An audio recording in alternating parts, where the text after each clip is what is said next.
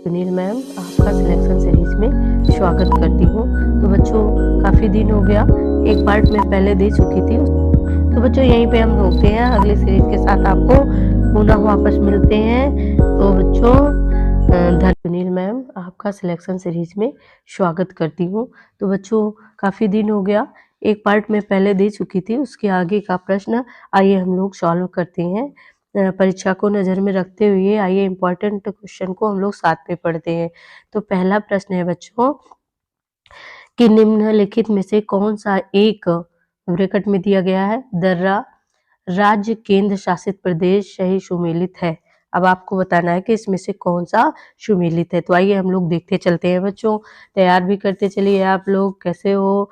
तो आइए हम लोग पहला देखते हैं कि नीति दर्रा कहाँ है, उत्तराखंड में।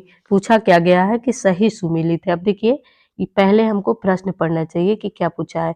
तो आपका पहला उत्तर ही सही हो गया कि नीति दर्रा कहाँ है, उत्तराखंड। मतलब सही सुमेलित तो एक ही होगा। और अखिल ये भी से गलत है। माना दर्रा हिमाचल प्रदेश ये भी गलत है। और दीफू लद्दाख ये भी गलत। मतलब उत्तर आपका सही आ गया, नीति दर्रा कहाँ है, उत्तराखंड में है। आइए अगले प्रश्न में हम लोग बढ़ते हैं आगे। अगला प्रश्न है बच्चों, श्रीहरिकोटा द्वीप स्थित निकट अवस्थित है। श्रीहरिकोटा द्वीप कहाँ अवस्थित है, तो इसका उत्तर होगा बच्चों, जो सही उत्तर है वह है पुलिकट झील के पास अवस्थित है। आइए आगे चलते हैं हम लोग। कुब्बत उल इस्लाम मस्जिद भारत के किस शहर में स्थित है। तो आइए हम लोग देखते हैं किस शहर में स्थित है। तो बेटा सीधे दिल्ली। सबसे आसान प्रश्न है कि कहाँ स्थित है, दिल्ली में स्थित है। आइए अगले प्रश्न में हम लोग चलते हैं। सल्तनत काल के किस सुल्तान को उसकी विद्वता के कारण इस काल का अरस्तु की संज्ञा दी गई है। तो बच्चों किसको दी गई है, मोहम्मद बिन तुगलक को दी गई है। किसको दी गई है बच्चों, मोहम्मद बिन तुगलक को। आइए अगला प्रश्न देखते हैं। यदि उन्हें ना छेड़ा जाए तो वह शहादत देंगी और यदि छेड़ा जाए तो काट काट कर मार डालेंगी। यूरोपियों के संबंध में यह कथन किसका है। तो यह कथन किसका है बच्चों, किसका है, तो ये कथन है अलीवर्दी खां का। किसका है, अलीवर्दी खां का। आइए आगे बढ़ते हैं हम लोग, समय बहुत कम है, सॉल्व करते चलते हैं प्रश्नों को। तो अगस्त 2023 में 41वां लोकमान्य तिलक राष्ट्रीय पुरस्कार 2023 किसे प्रदान किया गया। तो बच्चों किसे प्रदान किया गया, नरेंद्र मोदी को। आइए आगे बढ़ते हैं हम लोग। हाल ही में इंटरनेशनल बुकर प्राइज 2023 किसे प्रदान किया गया। तो इंटरनेशनल बुकर प्राइज 2023 का किसे, टाइम शेल्टर को। किसको, टाइम शेल्टर। दिख रहा है आपको कहीं, हाँ दिख रहा है, टाइम शेल्टर सी ऑप्शन है। आइए आगे बढ़ते हैं हम लोग। भारत में उत्तर से दक्षिण की ओर जाते हुए नीचे दी गई नदियों का सही निम्नलिखित में से सही अनुक्रम कौन सा है। तो आइए हम लोग देखते हैं कौन सा है। तो पहले देखिए, श्योक कौन सा है, सबसे पहले आएगा श्योक जासकर। पूछा क्या है कि उत्तर से दक्षिण की ओर क्रम में जाती हुई। तो सबसे पहले है श्योक, जास्कर और स्पीति और सतलज, ये आपका क्रम है। तो भी सही हो जाएगा ऑप्शन। आइए हम लोग आगे बढ़ते हैं कि निम्नलिखित श्रेणियों की दक्षिण से उत्तर की ओर के क्रम में व्यवस्थित कीजिए तथा नीचे दिए गए कूट से सही उत्तर का चयन कीजिए। आइए हम लोग देखते हैं इसमें कौन सा क्रम सही है। ऊपर से नीचे देखिए ये ऑप्शन दिया गया है। तो पहले हम लोग देखते हैं कि कौन सा प्रश्न हो सकता है। तो सबसे पहले बच्चों आपका होगा जो होगा, देखिए क्या दिया है, उत्तर से दक्षिण की ओर के क्रम में बसते, यानी उत्तर से दक्षिण की ओर को दक्षिण से उत्तर की ओर जाते हुए। तो सबसे पहले होगा आपका सबसे दक्षिण से उत्तर की तरफ जा रहे हैं तो धौलावीरा सबसे दक्षिण में है। फिर उसके बाद बेटा है आपका जास्का श्रेणी। फिर उसके बाद आपका है लद्दाख। पहले धौलावीरा, धौलाधर श्रेणी, जास्कर, लद्दाख और लास्ट में आपका है काराकोरम। लास्ट में क्या है, काराकोरम। तो देखिए सबसे पहले हमने जो आपका सेकंड है वो सबसे पहला नंबर है, जो आपका फर्स्ट है वो सेकंड नंबर है। अब देखो मिला लो, जो आपका थर्ड है वो थर्ड ही है, फोर ही है। तो हम देखते हैं कि दूसरा, पहला, तीसरा और चौथा किस में है। दूसरा, पहला, तीसरा और चौथा पहले ही ऑप्शन में है। आइए हम लोग आगे बढ़ते हैं बच्चों कि अगला प्रश्न क्या है, उसको सॉल्व करते हैं। तो आगे हम बढ़ते हैं। निम्नलिखित भारतीय राज्यों में से किसकी सबसे लंबी तटरेखा? बहुत ही आसान प्रश्न है बच्चों, और आता भी है, हर पेपर में कहीं ना कहीं पूछा ही जाता है। तो कौन सा है? गुजरात है। कौन सा है बच्चों? गुजरात है। आइए अगली श्रेणी पे चलते, अगले प्रश्न पे चलते हैं। निम्नलिखित सूची ए को सूची 2 से मिलान करना है। तो आइए हम लोग मिलान करते हैं कि कोड कौन सा, क्या कोड से सही उत्तर का चयन कीजिए।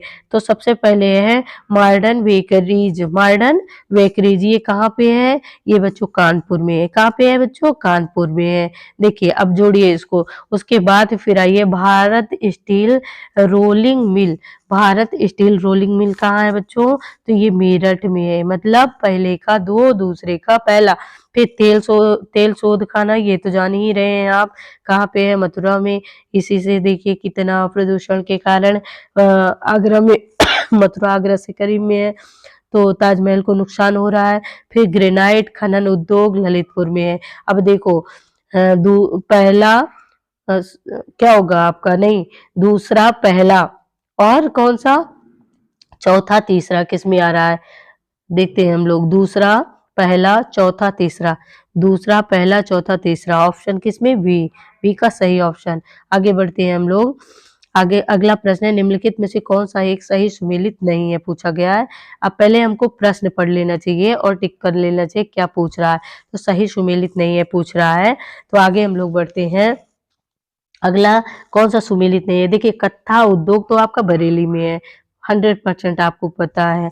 फिर आपका है बांसुरी उद्योग कहाँ पे है? पीलीभीत में। बांसुरी उद्योग पीलीभीत में है, आपको पता ही है। फिर आपका पेंटिंग उद्योग कहाँ पे है? मथुरा में। पेंटिंग्स उद्योग मथुरा में है। कत्था उद्योग बरेली में है। बांसुरी उद्योग पीलीभीत में है। बचा क्या? ब्लैक पॉटरी उद्योग, ये सोनभद्र में नहीं है, ये गलत है आपका, ये आजमगढ़ में। ये कहाँ पे है? उत्तर प्रदेश के आजमगढ़ में। उत्तर प्रदेश के कहाँ है बच्चों? आजमगढ़। आजमगढ़ में है। कौन? ब्लैक पॉटरी उद्योग, ये सोनभद्र में नहीं है। तो आइए आगे अगले प्रश्न पे हम लोग चलते हैं। अगला प्रश्न क्या है बच्चों? तो अगला प्रश्न होगा आपका, निम्नलिखित में से कौन सा एक सही सुमेलित नहीं है? इसमें भी वही पूछा गया कि कौन सा सुमेलित नहीं है। तो पहला हम लोग देखते हैं कि पहला क्या है? चौधरी चरण सिंह अंतरराष्ट्रीय हवाई अड्डा। क्या पूछा गया है? चौधरी चरण सिंह अंतरराष्ट्रीय हवाई अड्डा, ये कहाँ पे है? लखनऊ में, बिल्कुल सही है।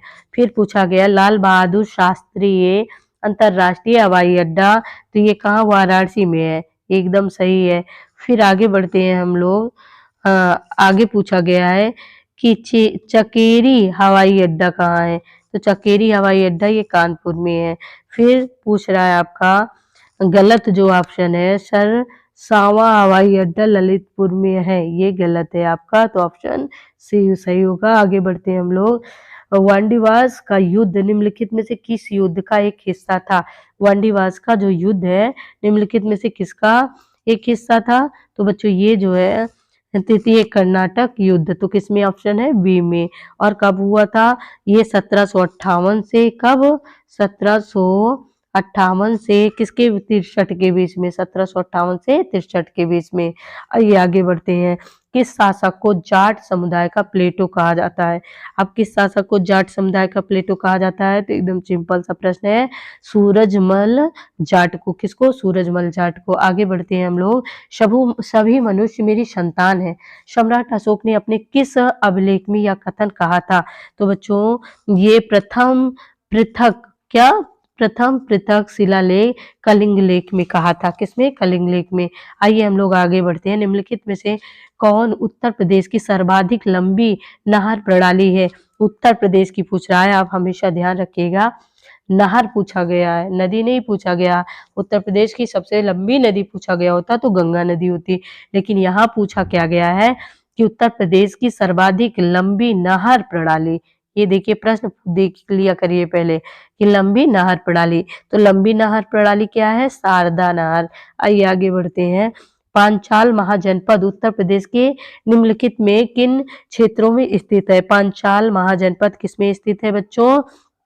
आइए हम लोग देखते हैं। तो ये है पांचाल महाजनपद, बरेली, बदायूं और फर्रुखाबाद। आइए आगे बढ़ते हैं प्रश्नों पे। सूची 1 को सूची 2 से मिलाइए तथा नीचे दिए गए कोड की सहायता से सही उत्तर का चयन कीजिए। तो आइए हम लोग देखते हैं कौन सा सही है। यहाँ पे इसको देखना है, तब आंसर पे हमको जाना है। नहीं, तो हम लोग देखते हैं कि सोरो क्या है? कासगंज। सोरो कहाँ है? कासगंज। फिर श्रृंगीरामपुर कहाँ है? श्रृंगीरामपुर फर्रुखाबाद। तो ये क्या हो गया? पहले का 2, दूसरे का ए। उसके बाद फिर पूछा शाकंभरी, तो सहारनपुर। शाकंभरी निशा से जोड़ लगाओ। शाकंभरी कहाँ? सहारनपुर। मतलब कि सी का 4 हो गया। अब देखिए ढाई घाट मेला, ढाई घाट मेला एक ही बचा आपका। शाहजहांपुर कहाँ पे? शाहजहांपुर। अब जोड़ लो 2, 1, 4, 3 किस ऑप्शन में आ रहे हैं हम लोग देखते हैं। सॉरी बच्चों, तो ये किस में आ रहा है? 2, 1, 4, 3। अब देखो ऑप्शन किस में? सी में। सी में आ रहा है 2, 1, 4 और 3। आइए आगे बढ़ते हैं हम लोग अगले प्रश्न में। निम्नलिखित में से कौन सा एक सही सुमेलित नहीं है? ये नहीं वाला प्रश्न टेंडर में बहुत है बच्चों, ये ज्यादा पूछा जाता है कि कौन नहीं है। तो सुमेलित नहीं है, देखिएगा सही सुमेलित नहीं है, यही पूछा गया है ना, सही सुमेलित नहीं है। तो देखते हैं कौन सा सही सुमेलित नहीं है। आगे बढ़ते हैं हम लोग। पूछा गया है पहला, उत्तर प्रदेश का शो विंडो, उत्तर प्रदेश का क्या है? शो विंडो नोएडा में, एकदम सही। और फिर पूछा गया है कि जैनी लोगों का काशी, तो हस्तिनापुर मेरठ में हस्तिनापुर। फिर पूछा गया है लड्डू नगरी, तो लड्डू नगरी किसको कहते हैं? आप कहते हैं ना सिंडीला के लड्डू। इसे तो एडवर्टाइज में भी देखा होगा, एकदम सही। तो कौन सा गलत हो रहा है? हींग व गुलाल नगरी, हींग या गुलाल नगरी फिरोजाबाद नहीं है बच्चों, यही ऑप्शन आपका सही होगा। ये ऑप्शन जो सुमेल है ये सही नहीं है, ये जो है फिरोजाबाद ना होकर कहाँ पे है? हाथरस, हाथरस में है। कहाँ पे है बच्चों? हाथरस में है। और फिर आगे बढ़ते हैं हम अगले प्रश्न पे। इसमें भी वही है, कूट वाला प्रश्न ज्यादा आते हैं कि सही सुमेलित कूट से सही उत्तर का चयन करें। तो पहला देखिए भृंगु मंदिर, भृंगु मंदिर कहाँ पे है? बलिया में। भृंगु मंदिर कहाँ पे स्थित है? बलिया। और चाइना मंदिर कहाँ है? श्रावस्ती, चाइना मंदिर श्रावस्ती। और व्यास टीला जालौन, व्यास टीला कहाँ पे है? जालौन।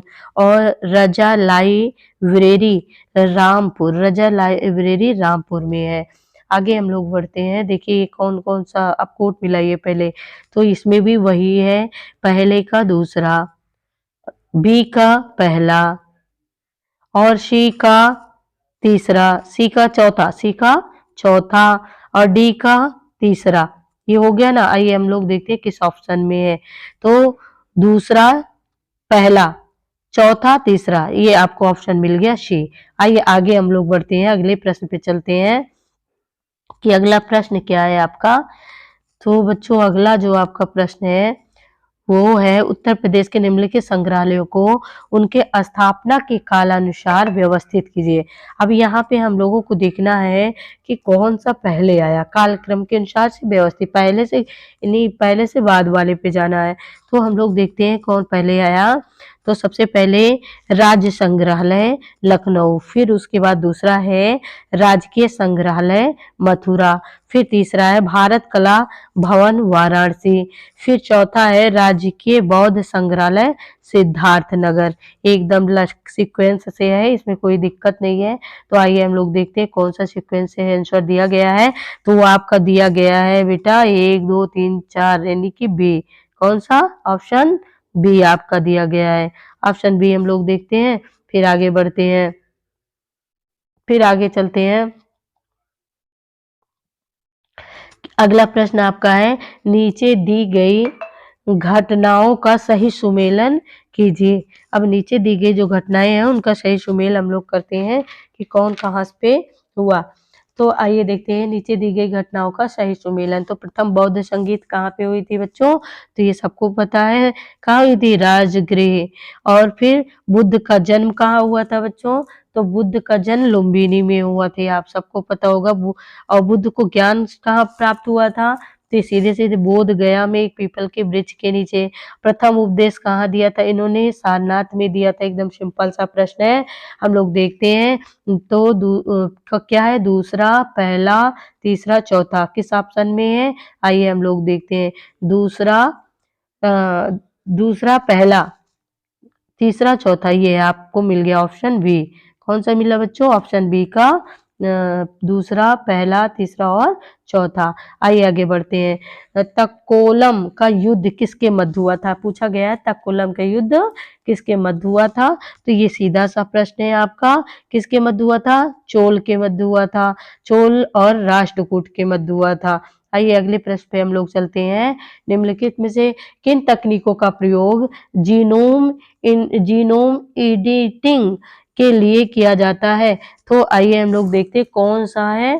तो बच्चों इसमें दो जा रहा है आपका, सही दो जाएगा, पहला और तीसरा। कौन कौन सा बच्चों जा रहा है? सॉरी, पहला जा रहा है और कौन सा जा रहा है बताइए आप? दूसरा भी जा रहा है। तो इसमें देखते हैं कौन से ऑप्शन में है। तो ये आपका मिल गया बच्चों सी ऑप्शन। आइए आगे बढ़ते हैं। उत्तर प्रदेश के निम्नलिखित जनपदों को उनके क्षेत्रफल के आरोही क्रम में व्यवस्थित कीजिए। आइए हम लोग व्यवस्थित करते हैं आरोही क्रम पर।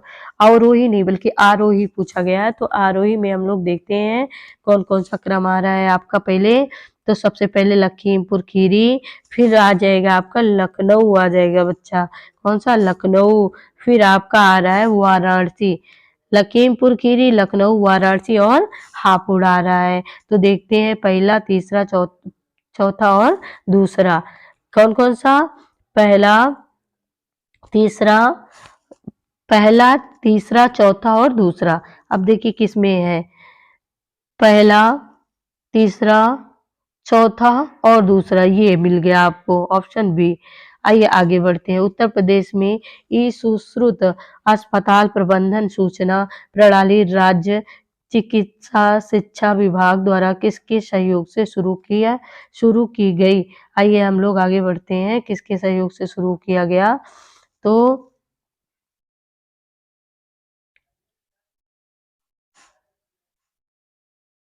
उत्तर प्रदेश में ई सुश्रुत अस्पताल प्रबंधन सूचना प्रणाली राज्य चिकित्सा शिक्षा विभाग द्वारा किसके सहयोग से शुरू किया गया? तो आइए हम लोग देखते हैं। सी डैक पुणे के अनुसार, किसके अनुसार है बच्चों ये? तो सी डैक पुणे कहाँ दिख रहे हैं आपको? सी डैक पुणे के अनुसार। आइए आगे बढ़ते हैं। स्टेट अर्बन डिजिटल मिशन के संदर्भ में निम्नलिखित कथनों पर विचार कीजिए। अब क्या कह रहे हैं इनको हम लोग पढ़ते हैं, तब ऑप्शन पर चलते हैं। आइए पहला कथन इनका है कि 29 मार्च 2023 को इनको मंजूरी मिली। एकदम सही। यह नेशनल अर्बन मिशन की तर्ज पर चलाया जाएगा। एकदम सही। इसमें म्यूनिसिपल सेवाएं ऑनलाइन उपलब्ध कराई जाएंगी। एकदम सही, यानी उपर्युक्त सभी हो जाएगा। आइए आगे बढ़ते हैं हम लोग। मार्च 2023 में वन वर्ल्ड टीबी समिट 2023 का आयोजन कहाँ किया गया? आइए इसको देखते हैं कि कहाँ किया गया। वाराणसी में किया गया, या फिर जो है लखनऊ में किया गया, या अहमदाबाद में किया गया, या फिर नई दिल्ली में? तो बच्चों इसका उत्तर जो है वो वाराणसी में किया गया था। देखिए मार्च 2023 में वन वर्ल्ड टीबी समिट 2023 का आयोजन कहाँ किया गया? वाराणसी में किया गया। आइए आगे बढ़ते हैं हम लोग। निम्नलिखित जनगणना वर्षों में किसे भारत के जनांकीय इतिहास में महान विभाजक के रूप में जाना जाता है? तो महान विभाजक के रूप में किसे जाना जाता है बच्चों? आइए हम लोग जानते हैं किस वर्ष को? तो 1901 को। किसको? 1901 को। आइए आगे बढ़ते हैं। The state of world population report 2023 के अनुसार विश्व का सर्वाधिक आबादी वाला देश निम्नलिखित में से कौन सा है? कौन है? तो ये पूछ रहा है the state of world population report 2023 के अनुसार है। विश्व का सर्वाधिक आबादी, विश्व में पूछ रहा है, कहाँ पूछ रहा है, विश्व में, वर्ल्ड यहाँ भी प्रयोग किया गया ना, तो आबादी वाला देश निम्नलिखित में से कौन सा है। तो बच्चों ये कौन सा हो है बताइए आप। इसमें तो आपको पता ही होना चाहिए सबसे ज्यादा किसकी, भारत, क्योंकि चीन को भी पीछे कर दिया। आइए आगे बढ़ते हैं। केंद्रीय स्वास्थ्य और परिवार कल्याण मंत्रालय द्वारा जारी NFHS 5 के अनुसार राष्ट्रीय स्तर पर कुल प्रजनन दर TFR क्या है। तो आइए हम लोग देखते हैं इसका उत्तर क्या होगा सही। तो ये बच्चों इसमें डिटेल में जाने की आपको जरूरत नहीं है, बस आंसर जानिए इसको 2.1। आइए आगे बढ़ते हैं हम लोग। मेटास्टेटिक अस्थि कैंसर के उपचार के लिए किस रेडियो आइसोटोप का उपयोग किया जाता है। तो बच्चों किसका किया जाता है बताइए। तो बच्चों ये होता है स्ट्रांटियम 8090। आइए आगे बढ़ते हैं हम लोग। हम अम्लराज को एक्वारेजिया के रूप में जानते हैं। एक्वारेजिया के सही संघटक अनुपात का चयन कीजिए। अब इसको जब तक हम लोग पढ़ेंगे नहीं साइंस के प्रश्न तब तक हम लोग नहीं जान पाएंगे। तो आइए इसका पहला ही ऑप्शन है, आप जान लीजिए इसको और ध्यान में बैठा लीजिए, वेरी इंपॉर्टेंट है, आ भी सकता है। नाइट्रिक अम्ल 1 भाग व हाइड्रोक्लोरिक अम्ल 3 भाग। क्या पूछ रहा है देखिए, हम अम्लराज को एक्वारेजिया के रूप में जानते हैं। एक्वारेजिया के सही संघटक यानी उस अनुपात का चयन यानी जो उसका मिलन संघटक है उसका संयोजन हुआ है वो कैसे हुआ है। तो नाइट्रिक अम्ल का 1 भाग और हाइड्रोक्लोरिक अम्ल कितने भाग पूछा गया, 3। दोनों मिलकर यानी 1 भाग ये और 3 भाग एक मिलकर क्या होता है, अम्लराज यानी एक्वारेजिया का रूप बनता है। आइए आगे बढ़ते हैं हम लोग। देश के पहले म्यूनिसिपल वार्ड इंडेक्स के संदर्भ में निम्नलिखित कथनों में सत्य कथन का चयन करें। पूछा गया है कि इसमें सत्य कथन कौन सा है। तो आइए हम लोग आगे बढ़ते हैं, इसको देखते हैं पढ़ के। किसे NSA इंडेक्स लिमिटेड द्वारा जारी किया गया है। किसके द्वारा, लिमिटेड द्वारा जारी किया गया, एकदम सही। इसमें 28 नगर पालिका बांड शामिल है। इसमें कितने 28 नगर पालिका बांड शामिल हैं। तो बच्चों ये दोनों सही है। आइए हम लोग आगे चलते हैं अगले प्रश्न पर। तो अगला है केंद्रीय बजट 2023-24 के संदर्भ में प्रमुख योजनाओं को उनके आवंटन की राशि के कूट के माध्यम से सही सुमेलित कीजिए। पूछा गया है कि केंद्रीय बजट, अब इसको ध्यान से पढ़ने की आवश्यकता है, ये पूछ क्या रहा है, नहीं तो आप जब तक ध्यान से पढ़ेंगे नहीं कैसे जान पाएंगे।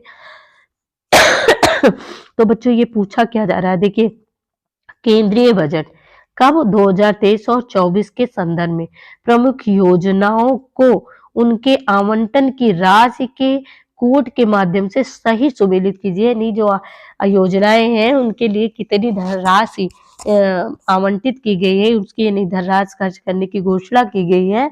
देखिए सही कोड क्या है इसमें, यानी सही सुमेलित कीजिए मतलब उनको मिलान करना है, ये मान के चलिए।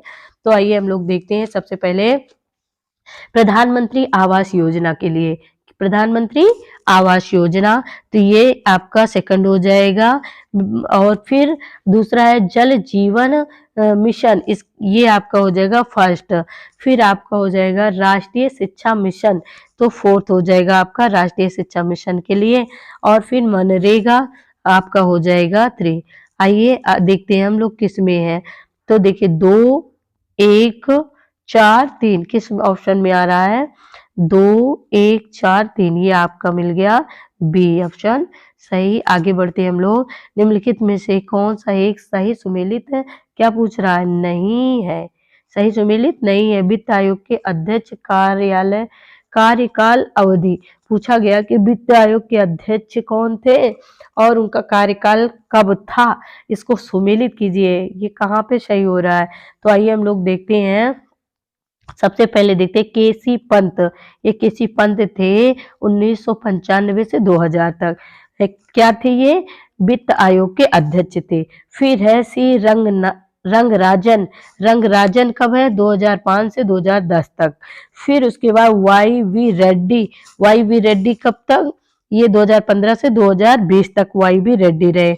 ये इनका गलत है, ऑप्शन आपको मिल गया। सही सुमेलित कौन से नहीं है? ब्रह्मानंद रेड्डी का जो कार्यकाल 1979 से 84 तक नहीं है। आइए आगे बढ़ते हैं हम लोग। गिनी गुणांक माप करता है। गिनी गुणांक माप करता है। देखिए अभी कोड का मिलान करना, मतलब नीचे दिए गए कोड से सही उत्तर का चयन कीजिए। तो हम लोग देखते हैं कौन सा सही है। तो आइए हम लोग आगे बढ़ते हैं। गिनी गुणांक माप करता है, तो किसका करता है गिनी गुणांक माप? निरपेक्ष गरीबी का।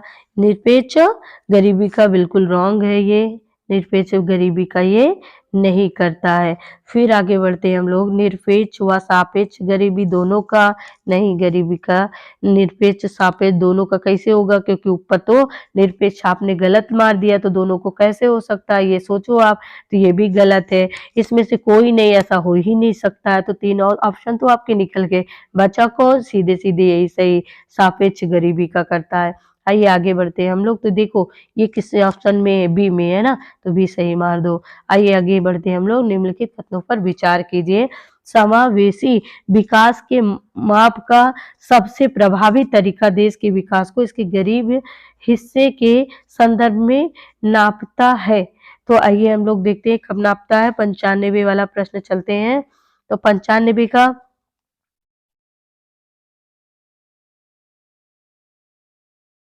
तो बच्चों 95 का क्या हो जाएगा? तो आगे हम लोग बढ़ते हैं। देखिए पढ़े थे एक एक कोड को, तो फिर मिलान करते हैं। समावेशी विकास के माप का सबसे प्रभावी तरीका देश के विकास को इसके गरीब हिस्से के संदर्भ में नापना है होता है। गरीब हिस्से में क्या होता है? नापना होता है। तो एकदम सही है ये। आगे बढ़ते हैं हम लोग।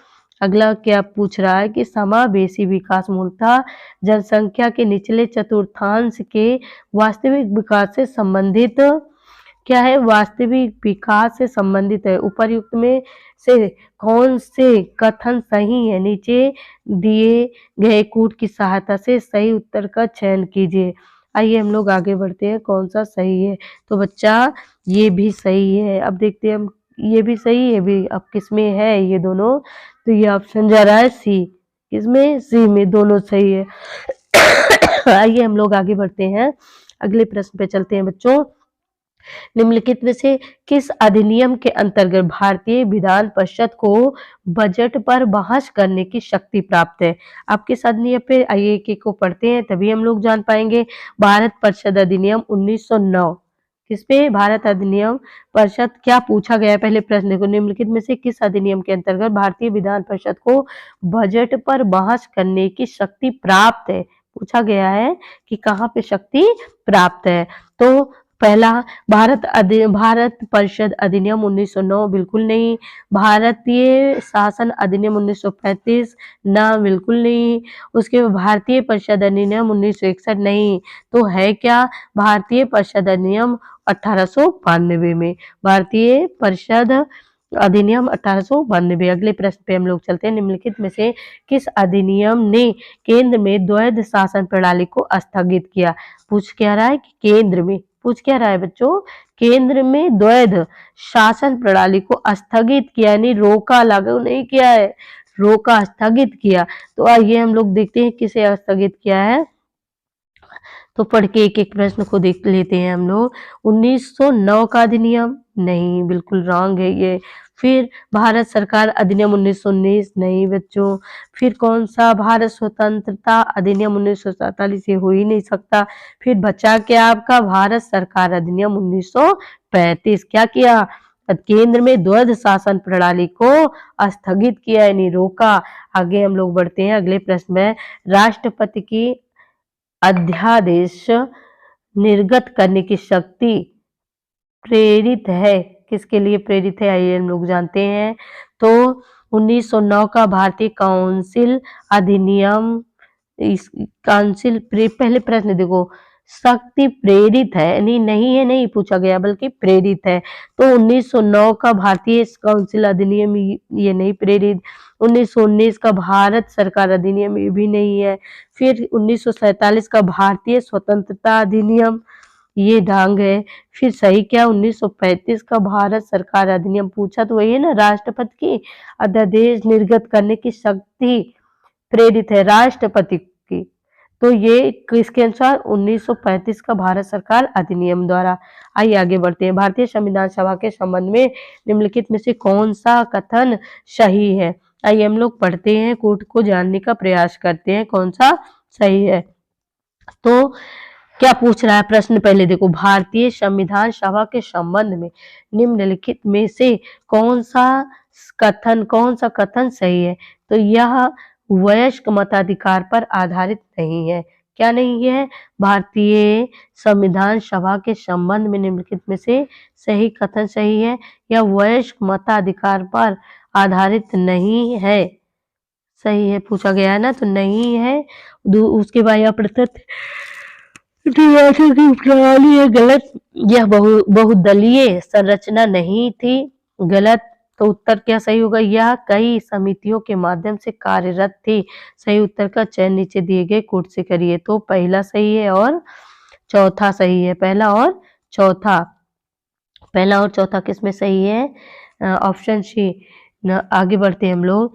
सूची 1 को सूची 2 से सुमेलित कीजिए तथा सूचियों के नीचे दिए गए कोड से सही उत्तर का चयन कीजिए। तो सही उत्तर का चयन हम लोग करने चलते हैं, देखते हैं, पहले पढ़ते हैं उसको कि शीर्ष आयात। अब क्या पढ़ेंगे हम लोग, शीर्ष आयात। तो शीर्ष आयात यूएसए एकदम सही है, यूएसए के लिए सही है। शीर्ष निर्यात चीन करता है, सही है। और उसके बाद शीर्ष व्यापार भागीदार कौन है, वही यूएस है। तो तीनों सही है। आइए हम लोग देते हैं, सॉरी बच्चों ये तो मिलान करना था, गलत हो गया, दिमाग ध्यान नहीं दिए हम। आइए, शीर्ष का मिलान, भारत के संदर्भ में शीर्ष का एक का दूसरे से मिलान करना था बच्चों। तो शीर्ष आयात, देखिए शीर्ष आयात जो आपका दिया गया है ये एकदम राइट था, सॉरी राइट ही था, हमने सही लगाया था बच्चों, ध्यान से उतर गया मेरे। हाँ तो हम आपको बता रहे थे सही है, ठीक है। तो आइए हम लोग देखते हैं किस कोट में है ये, पहला दूसरा और तीसरा। तो आगे बढ़ते हैं, पहला दूसरा तीसरा ये भी ऑप्शन में ही आपको मिल गया, देखिए ये बच्चों। आगे बढ़ते हैं हम लोग अगले प्रश्न के साथ। उत्तर प्रदेश निम्नलिखित फसलों में से किन किन फसलों का शीर्ष उत्पादन करता राज्य है। अब देखते हैं हम लोग किस किस फसलों का शीर्ष उत्पादन राज्य है। तो सीधी सी बात, इसको तो छोटे छोटे बच्चे बता देंगे।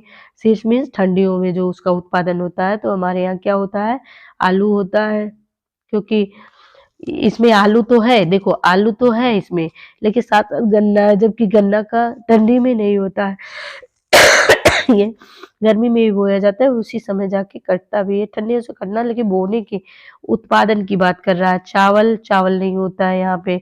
फिर चावल इसमें आ गया तो नहीं होता है, तो वो पहले ही कट गया। फिर तिलहन, तिलहन तो होता है, दलहन भी होता है, लेकिन इसमें चावल दे दिया, ऑप्शन ये नहीं होगा।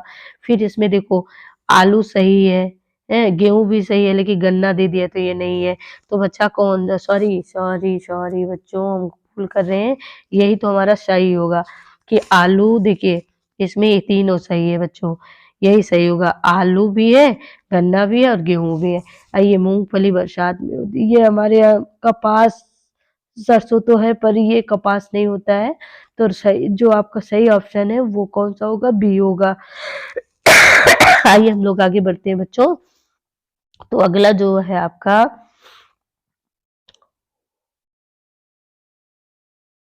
तो बच्चों यहीं पे हम रोकते हैं, अगली सीरीज के साथ आपको पुनः वापस मिलते हैं। तो बच्चों धन्यवाद।